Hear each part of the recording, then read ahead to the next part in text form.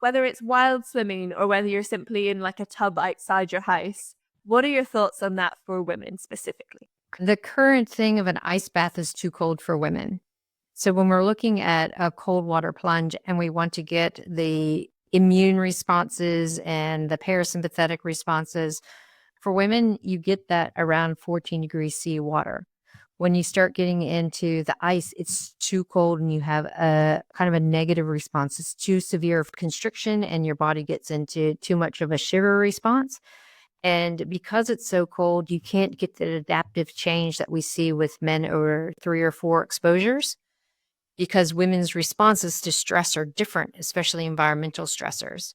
So I'm a big advocate for heat. We see almost everyone, men and women, respond to heat and get better cardiovascular and immune responses.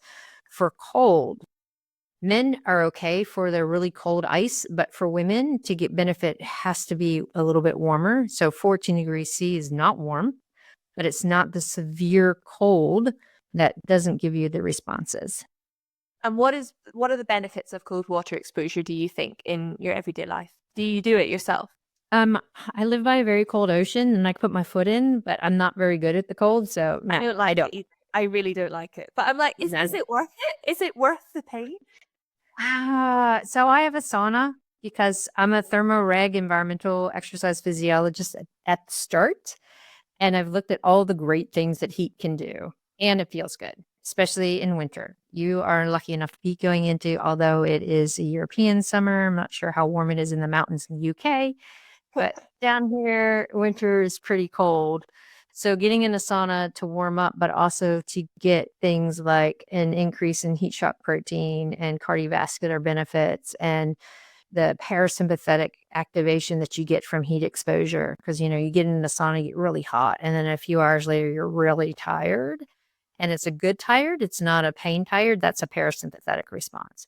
So with cold exposure, you'll get a metabolic and an endocrine response. So it's such a shock to the system that the cells really use glucose rapidly. So your body has to learn how to mitigate that. So you get a little bit better glucose control.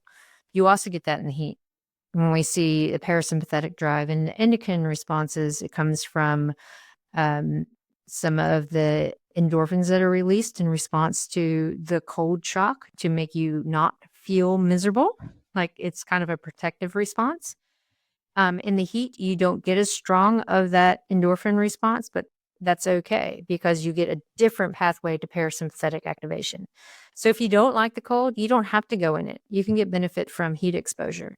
But if you really do like the cold and you like the way it makes you feel, and you're a woman, just go into that 14 degree, not into the ice to really find a benefit and still get all of the things that you hear about cold plunge, but a better benefit for your body as a female. Because a lot of people say women who are very cold, which I can be quite cold and I have bad circulation in my hands. So they're like, oh, go straight into cold water and then your body will regulate more and you'll be more used to that. But I'm like, my hands might fall off and I will not enjoy Mhm. this at all. So do you think that's actually not quite the right way to go about it?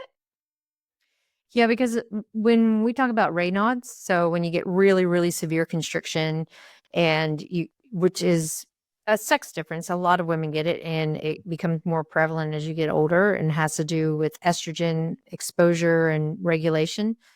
If you have Raynaud's, it can get worse when you get cold exposure. And so sitting in an ice bath, if you're predisposed to Raynaud's, is going to cause that severe constriction that can be very dangerous. So the idea of getting in and having that exposure is counterintuitive.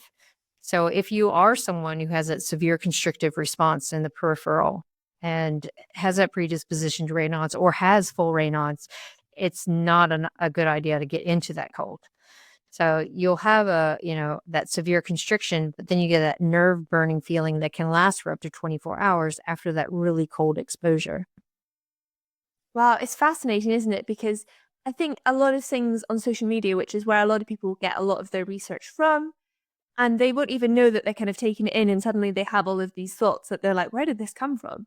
And they're from people who they don't, they're not qualified. They don't necessarily, you don't know what research these PTs have. They might have done an online course. They might be the best PT ever. You don't know the difference if you're just interacting with how good their Instagram reel is.